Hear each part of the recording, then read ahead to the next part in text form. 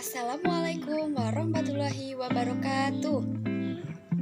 Halo, selamat pagi teman-teman semua. Bagaimana kabarnya?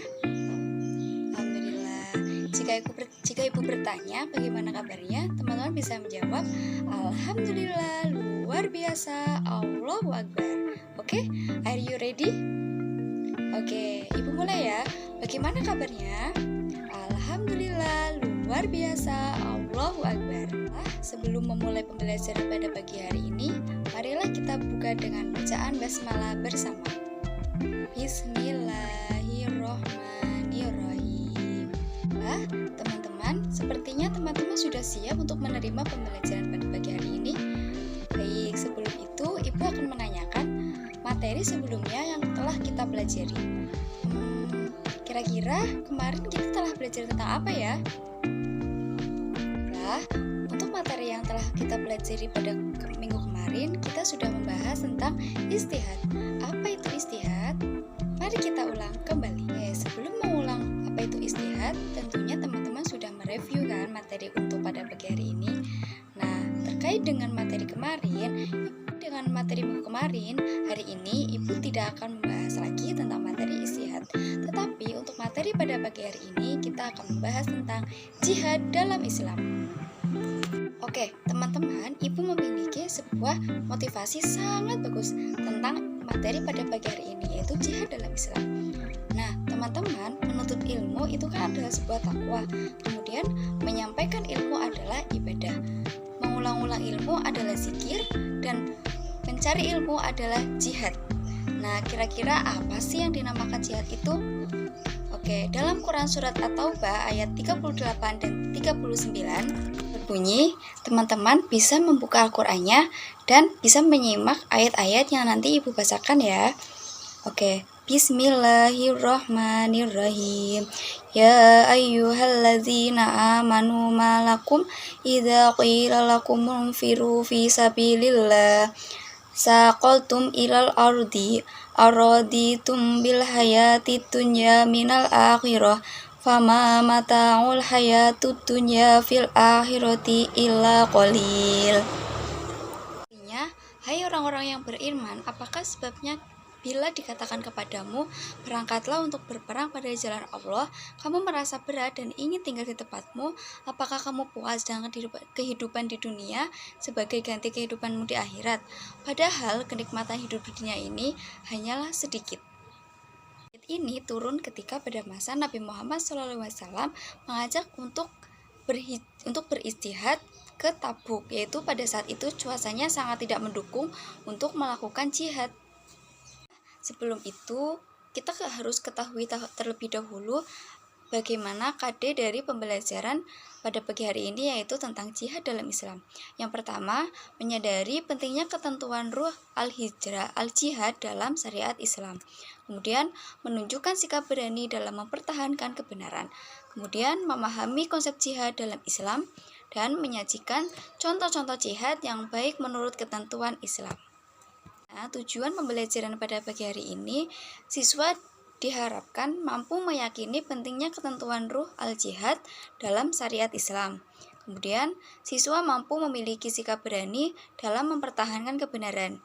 Kemudian, siswa juga mampu menjelaskan pengertian jihad, menjelaskan dasar-dasar jihad dalam Al-Quran dan Hadis, kemudian menjelaskan makna jihad, menganalisis macam-macam jihad, menjelaskan tujuan jihad, hukum jihad, etika perang dalam Islam, menganalisis perilaku Islam terhadap al-azimah, dan mencontohkan jihad yang benar menurut ketentuan Islam. Nah, dari tujuan pembelajaran yang banyak sekali itu, kita akan membahas dan kita akan ulas satu persatu. Nah, tujuan pembelajaran pada pagi hari ini, siswa diharapkan mampu meyakini pentingnya ketentuan ruh al-jihad dalam syariat Islam. Kemudian, siswa mampu memiliki sikap berani dalam mempertahankan kebenaran. Kemudian, siswa juga mampu menjelaskan pengertian jihad, menjelaskan dasar-dasar jihad dalam Al-Quran dan Hadis, kemudian menjelaskan makna jihad, menganalisis macam-macam jihad, menjelaskan tujuan jihad, hukum jihad, etika perang dalam Islam, menganalisis perilaku Islam terhadap al-azimah, dan mencontohkan jihad yang benar menurut ketentuan Islam. Nah, dari tujuan pembelajaran yang banyak sekali itu, kita akan membahas dan kita akan ulas satu persatu. Nah, tujuan pembelajaran pada pagi hari ini, siswa diharapkan mampu meyakini pentingnya ketentuan ruh al-jihad dalam syariat Islam. Kemudian, siswa mampu memiliki sikap berani dalam mempertahankan kebenaran. Kemudian, siswa juga mampu menjelaskan pengertian jihad, menjelaskan dasar-dasar jihad dalam Al-Quran dan hadis, kemudian menjelaskan makna jihad, menganalisis macam-macam jihad, menjelaskan tujuan jihad, hukum jihad, etika perang dalam Islam, menganalisis perilaku Islam terhadap al-azimah, dan mencontohkan jihad yang benar menurut ketentuan Islam. Nah, dari tujuan pembelajaran yang banyak sekali itu, kita akan membahas dan kita akan ulas satu persatu. Mari kita cari terlebih dahulu apa itu jihad. Jihad adalah sebuah upaya sungguh-sungguh yang dilakukan oleh seorang muslim dalam melawan kejahatan dan kebatilan, baik dari dalam jiwa akibat bisikan dan godaan setan sampai dalam upaya memberantas kejahatan dan kemungkaran dalam masyarakat. Oke, kira-kira dari pengertian tadi yang Ibu sampaikan, ada berapa sih jihad itu? Kira-kira siapa yang tahu jihad itu ada berapa macam? Oke, teman-teman. Untuk konsep jihad dalam Islam itu ada 3 macam. Yang pertama, jihad melawan hawa nafsu dan melawan kejahatan serta kebatilan. Jihad melawan setan. Dan yang ketiga, jihad melawan orang kafir dan munafik. Betul sekali. Nah, pada kali ini kita akan ulas satu persatu dari konsep jihad dalam Islam yang macam-macamnya ada 3 tadi. Dan yang pertama, untuk cara mencegahnya bagaimana teman-teman? Ada yang tahu? Ya, betul sekali. Untuk melawan hawa nafsu dari ketiga tersebut, kita mampu mempelajari petunjuk-petunjuk agama yang dapat mengantarkan jiwa kepada keberuntungan dan kebahagiaan. Kemudian kita mampu mengamalkan apa yang kita telah ketahui. Kemudian mengajak orang lain untuk di jalan petunjuk agama. Kita sebagai seorang muslim harus berilmu, beramal, dan mengajarkan ilmunya kepada orang lain. Seseorang dapat mencapai tingkatan ini biasanya disebut sebagai Rabbani. Di sini Ibu sudah menampilkan ada dua buah gambar. Yang pertama ada gambar dia sedang berkelahi dengan dirinya sendiri dan berperang ya. Untuk yang gambar pertama kira-kira mendefinisikan tentang jihad apa ya? Oke, betul sekali. Untuk gambar yang pertama, jihad ini melawan hawa nafsu.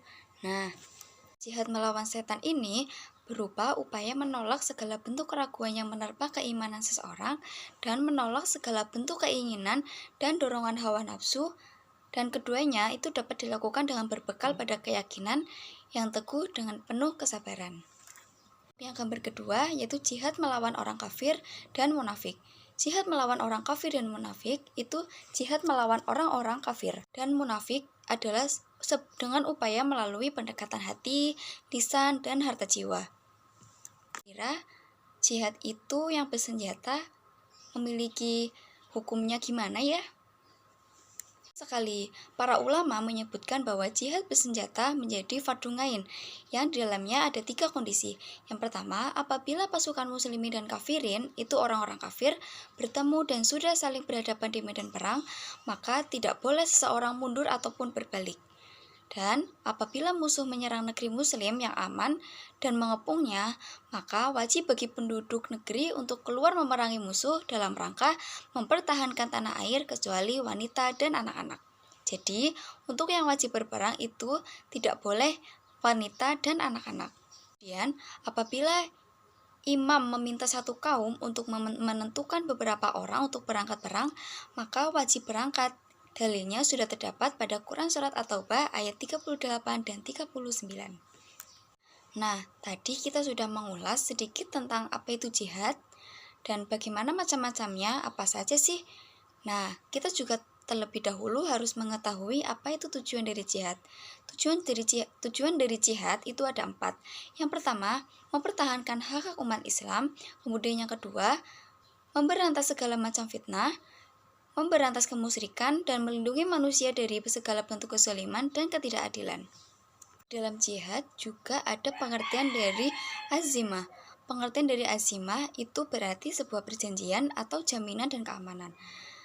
Dan disebut demikian karena mereka mempunyai jaminan perjanjian kepada Allah dan Rasul-Nya serta jamaah kaum muslim untuk hidup dengan rasa aman di bawah pelindungan Islam dan dalam lingkungan masyarakat Islam. Mereka, orang-orang kafir ini, berada dalam jaminan keamanan kaum muslim berdasarkan akad zimah. Jadi dalam sebuah perang, umat Islam juga mampu melindungi atau boleh melindungi kaum kafir atas berdasarkan jaminan adanya perjanjian dan keamanan kaum muslimin berdasarkan akad zimah. Bagaimana sih pelakuan dari hukum Islam terhadap ahli zimah? Ada yang tahu? Ya, betul sekali. Pelakuan hukum Islam terhadap ahli zimah itu ada al-azimah tidak boleh dipaksa meninggalkan agama mereka guna untuk masuk Islam. Jadi tidak boleh untuk memaksakan untuk masuk Islam. Dan ahli azimah itu wajib membayar jizyah atau pajak kepada negara. Kemudian diperbolehkan memakan sembelihan dan menikahi perempuan azimah jika mereka adalah orang-orang ahli kitab, yaitu orang Nasrani atau Yahudi. Kemudian, boleh dilakukan muamalah antara umat Islam dan azimah dalam berbagai bentuk seperti jual beli, sewa menyewa, sirkah, gadai, dan sebagainya. Ibu di sini sudah memiliki sebuah kuis. Coba siapa yang bisa menjawab dari kuis yang Ibu telah berikan? Bisa dibaca, kuisnya adalah coba kalian renungkan apa sih yang dinamakan jihad, dan setelah kalian renungkan, adakah hikmah dari kita melakukan jihad? Dari hikmah jihad itu sendiri adalah yang pertama, menyebarkan dan mempertahankan Islam. Ya, betul sekali, mengajak umat Islam untuk bekerja dan berdakwah serta untuk berjuang mempertahankan agama Islam. Kemudian, membentuk kesatuan umat Islam, dan yang terakhir, mampu menanamkan rasa persaudaraan antar umat Islam. Ya, betul sekali. Teman, kita sudah membahas apa itu jihad dalam Islam. Nah, Ibu akan mengulas sedikit tentang kesimpulan pada pembelajaran pagi hari ini. Yang pertama, konsep jihad dalam Islam, pengertian dari jihad itu sendiri berarti sebuah upaya untuk bersungguh-sungguh yang dilakukan oleh seorang muslim dalam melawan kejahatan dan kebatilan. Kemudian, ada tiga macam dari jihad dalam Islam. Yang pertama yaitu jihad melawan hawa nafsu dan melawan kejahatan dan kebatilan. Kemudian jihad melawan setan dan orang kafir dan munafik. Ya, oke, baiklah. Siapa yang akan menambahkan kesimpulan pada pagi hari ini? Sekali, untuk hukum dari jihad itu sendiri adalah fardu ain. Apabila pasukan muslim dan kafir itu berhadapan di medan perang, maka tidak boleh seseorang mundur atau bahkan berhenti. Kemudian, apabila musuh menyerang negeri muslim yang aman dan mengepungnya, bagi penduduk negeri untuk keluar memerangi musuh, maka ini hukumnya adalah wajib. Kemudian, apabila imam meminta satu kaum untuk menentukan beberapa orang untuk perang, maka itu wajib berangkat.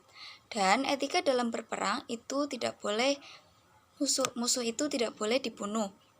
Nah, kemudian, ya betul sekali, untuk tujuan jihad, mempertahankan hak umat Islam, kemudian memberantas segala macam fitnah, memberantas kemusyrikan demi meluruskan tauhid, kemudian melindungi manusia dari segala bentuk kezaliman dan ketidakadilan. Kemudian pelakuan dari azimah itu yang pertama, azimah tidak boleh dipaksa meninggalkan agama dan tidak boleh dipaksa juga untuk memeluk agama Islam. Kemudian azimah itu wajib membayar jizyah atau pajak kepada negara. Kemudian diperbolehkan memakan sembelihan dan menikahi perempuan al-azimah. Kemudian boleh dilakukan muamalah antar umat Islam dan azimah. Apakah sampai di sini ada pertanyaan? Baik, jika tidak, Ibu akan cukupkan. Teman-teman, untuk minggu depan kita akan membahas tentang apa itu sumber hukum Islam. Tetapi sebelum itu, Ibu akan memberikan sebuah tugas untuk kalian dan teman-teman untuk bisa mengerjakannya secara berkelompok. Tugasnya, teman-teman bisa membuat peta konsep yang berisi gambar sesuai pada materi pada pagi hari ini, yaitu tentang jihad dalam Islam. Kemudian, buatlah paparan tentang materi ajar hari ini serta contoh-contoh yang ada di lapangan. Itu tadi ulasan materi pada pagi hari ini yang terkait dengan materi jihad dalam Islam. Ibu mengucapkan terima kasih kepada teman-teman yang sudah mengikuti pembelajaran pada pagi hari ini. Bertemu minggu depan kembali ya. Dan jangan lupa untuk tugasnya dikumpulkan minggu depan. Dan good luck untuk mengerjakan tugasnya. Dari Ibu cukup sekian, kurang lebihnya mohon maaf. Marilah kita tutup dengan bacaan hamdalah bersama. Alhamdulillahirobbilalamin. Sekian dari Ibu, kurang lebihnya mohon maaf. Wassalamualaikum warahmatullahi wabarakatuh.